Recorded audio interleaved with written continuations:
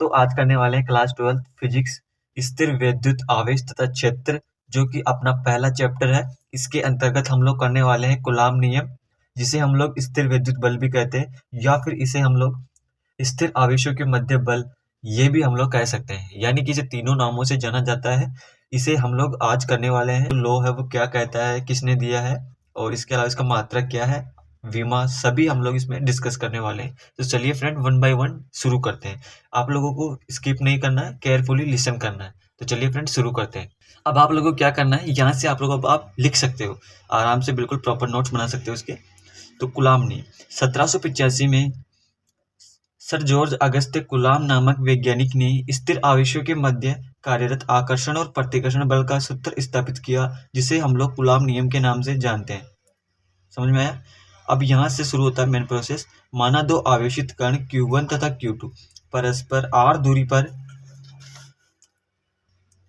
व्यवस्थित है, यानी उपस्थित है, जिनके मध्य कार्यरत आकर्षण प्रतिकर्षण बल निम्न घटकों पर निर्भर करता है। यानी कि Q1 और Q2 अपने पास में दो आवेशित कण हैं जो r दूरी पर व्यवस्थित है निर्वात में। अब अपने पास में है पहला, जो पहला घटक है वो इस प्रकार है। स्थिर विद्युत बल दोनों आवेशों के परिमाण के गुणनफल के समानुपाती होता है, यानी कि F is proportional to Q1 Q2। समीकरण 1 दे दिया इसको। और सेकंड अपने पास में स्थिर विद्युत बल दोनों आवेशों के मध्य की दूरी के वर्ग के व्युत्क्रमानुपाती होता है, यानी कि F is proportional to 1/r²। इसे समीकरण 2 दे दिया हम लोगों ने, समीकरण 2 दे दिया। अब हम लोग क्या करेंगे, समीकरण 1 व 2 से, समीकरण 1 व 2 से तो F इज प्रोपोर्शनल टू, क्योंकि ये दोनों यहाँ पर भी F की वैल्यू दी हुई है और यहाँ पर भी अपने पास में F की वैल्यू दी हुई है, तो F अपने पास में प्रोपोर्शनल हो जाएगा Q1 Q2। तो इस प्रकार से यहाँ पर F is proportional to Q1 Q2 by r²। यहाँ पर ये हो गया। और अपने पास में F, जब हम प्रोपोर्शनल के साइन को हटाएंगे और इक्वल का साइन आएगा तो यहाँ पर कांस्टेंट आएगा K, तो यहाँ पर कांस्टेंट K आ गया। तो यहाँ तक आप लोगों को आई होप समझ में आया है। तो जब हम लोग यहाँ पर K का साइन आएगा, यहाँ पर प्रोपोर्शनल के साइन को हटाने के बाद में, तो यहाँ पर प्लस माइनस और आएगा दोस्तों साथ में। तो प्लस माइनस यहाँ पर आकर्षण और प्रतिकर्षण की प्रकृति को दर्शाएगा। अब यहाँ पर K क्या है, K कूलाम नियतांक कह सकते हैं, या फिर स्थिर विद्युत बल नियतांक भी हम लोग इसे कह सकते हैं, या फिर हम लोग समानुपाती नियतांक भी कह सकते हैं इसे। तो इसे तीनों नामों से जाना जाता है। अगर यहाँ CGS पद्धति में, यानी CGS पद्धति में देखते हैं अब हम लोग इसका, तो K इक्वल्स टू अपने पास में 1 हो जाएगा और यहाँ पर 1 रखेंगे, तो यहाँ पर जो अपने पास में वैल्यू आएगी वो आएगी F equal to Q1 Q2 by r²। और MKS पद्धति में अगर हम इसे देखें तो K की वैल्यू अपने पास में होगी 1/4πε0। यहाँ पर MKS पद्धति में तो K की वैल्यू 1/4πε0 हो जाएगी और CGS पद्धति में K की वैल्यू अपने पास में 1 हो जाएगी। बस ये दोनों डिफरेंस है इसमें। तो यहाँ पर जो अपने पास में जो मान निकल कर आएगा फ्रेंड वो आएगा, तो ε0 अपने पास में क्या होगा, निर्वात की विद्युतशीलता। तो अपने पास में F equals to K Q1 Q2 by r²। तो अपने पास में K की जगह हम लोगों ने क्या रख दिया, 1/4πε0। इसे ये हम लोग MKS पद्धति में निकाल रहे हैं ना, MKS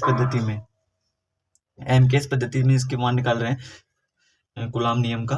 तो F इक्वल्स टू अपने पास 1/4πε0 Q1 Q2 बाई r²। ये अपने पास में MKS पद्धति में इसका मान हो गया। अब यहाँ पर दोस्तों अपने पास में जो K आया था ना, K कूलाम वो समानुपाती नियतांक, तो समानुपाती नियतांक का हम लोगों को क्या करना है, हम लोगों को यहाँ पर K की जो मात्रक है, विमा है, ये निकालनी है, क्योंकि ये बोर्ड एग्जाम है। MCQ में आप लोगों के जो क्वेश्चन आएंगे उसमें ये आ सकता है और आने के चांसेस बहुत ज़्यादा है, क्योंकि ये दोस्तों K बहुत ही ज़्यादा इंपॉर्टेंट वैल्यू है यहाँ पर अपने पास में। तो अपन लोग K का वैल्यू निकालेंगे यहाँ पर। तो देखते हैं, तो K की वैल्यू निकालेंगे तो K इक्वल्स टू अपने पास यहाँ पर हो जाएगा, और ये यहाँ पर F ये r² हो जाएगा, ऊपर चला जाएगा ये, और Q1 Q2 नीचे आ जाएगा। तो यहाँ तक तो आप लोगों को समझ में आ गया। अब इसको देखते हैं मात्रक। तो इसका मात्रक क्या होगा, K equals to F r² by Q1 Q2, ये अपने पास में हो गया। अब K का मात्रक निकालेंगे तो बल का मात्रक न्यूटन इंटू r², यानी दूरी है, दूरी का मात्रक मीटर स्क्वायर, और Q1 Q2 यानी ये आवेश है तो कूलाम स्क्वायर, आवेश का मात्रक होता है कूलाम। तो इसका जो मात्रक आ गया वो आ गया newton into metre square upon coulomb square. इसे आप लोगों को याद रखना है, बहुत ही ज़्यादा इंपॉर्टेंट है फ्रेंड, बहुत ही ज़्यादा। अब हम लोग देखते हैं इसकी विमा, K की विमा देखते हैं, F r² by Q1 Q2। तो यहाँ पर बल की विमा होती है m1 L1 T-2, और अपने पास में जो यहाँ पर दूरी है, दूरी की जो विमा आएगी वो L2 आएगी। और ये अपने पास में जो Q1 Q2 है, ये Q1 Q2, ये अपने पास में यहाँ पर जो वैल्यू आएगी अब यहाँ पर जो क्यू की विमा है वो आप लोगों को समझ में नहीं आई होगी, तो मैं एक बार आप लोगों को समझा देता हूँ यहाँ पर छोटे से शब्दों में। तो फ्रेंड देखिए यहाँ पर देखिए आप लोग,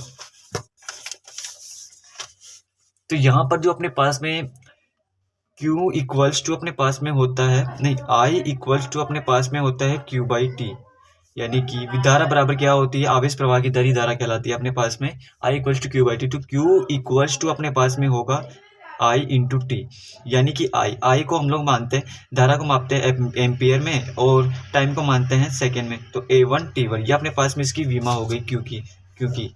इसी प्रकार से Q2 की विमा भी हो जाएगी अपने पास में। तो यहाँ पर ये A1 T1, तो यहाँ पर 2 है तो यहाँ पर स्क्वायर हो जाएगा इसका, तो यहाँ पर हो जाएगा A2 T2। तो इस प्रकार से आया फ्रेंड, ये इस प्रकार से आया है इस फॉर्मूले से। तो यहाँ पर हम लोग जब हम लोग इसे रखेंगे तो यहाँ से M1 ऐसे कैसे L1 L2 और L1, यानी कि जब गुणा में होती है गति तो जुड़ जाती है, तो 2 + 1 यानी 3 हो जाएगी L3, और T यहाँ पर नीचे प्लस का तो ऊपर जाएगा तो माइनस का T -2 -4, और अपने पास में ये A ऊपर का जाएगा तो माइनस का हो जाएगा तो A -2। तो इस प्रकार से यहाँ पर आया है। अब दोस्तों आप लोगों को जो K है ना, K इसका मान ध्यान रखना है डायरेक्ट। जो K है, K का मान होता है अपने पास में 9 × 10⁹। अब इसका K का मात्रक क्या होता है मैंने आप लोगों को बताया था, K का मात्रक होता है newton metre square upon coulomb square. तो ये K की जो अपने पास में है K का मान होता है, ये K का मान होता है 9 × 10⁹ newton metre square upon coulomb square. तो फ्रेंड ये कंप्लीट मैंने आप लोगों को कूलम नियम समझा दिया है। आई होप आप लोगों को यहाँ तक समझ में आया है। फ्रेंड अब एक बार वो देख लेते हैं कि कूलम नियम से संबंधित महत्वपूर्ण तथ्य भी हम लोग इस वीडियो में देख लेते हैं। तो कूलम बल की निर्भरता, पहला देखते हैं। तो पहला है अपने पास में कूलम बल की प्रकृति। तो कूलम बल की प्रकृति आकर्षण और प्रतिकर्षण दोनों होती है, यानी कूलम आकर्षण प्रकृति का भी होता है और प्रतिकर्षण प्रकृति का भी होता है। अब कूलम बल की निर्भरता होती है, वो होती है कूलम दोनों आवेशों के परिमाण पर निर्भर करता है, सही है, दोनों आवेशों के मध्य की दूरी पर भी निर्भर करता है, सही है, और ये माध्यम की प्रकृति पर भी निर्भर करता है फ्रेंड।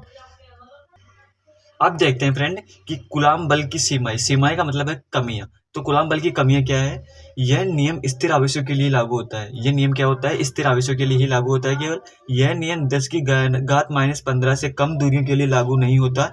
10⁻15 मीटर, इसे हम लोग क्या कहते हैं, एक फर्मी। तो यानी कि 10⁻15 से कम दूरी के लिए लागू नहीं होता है।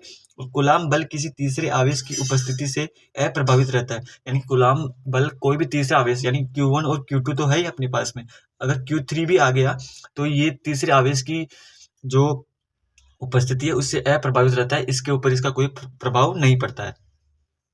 और फ्रेंड कूलम बल के उपनाम, तो कूलम बल के 2 उपनाम हैं, वो आप लोगों को याद रखने हैं। तो कूलम बल को हम लोग एक तो संरक्षी बल भी कहते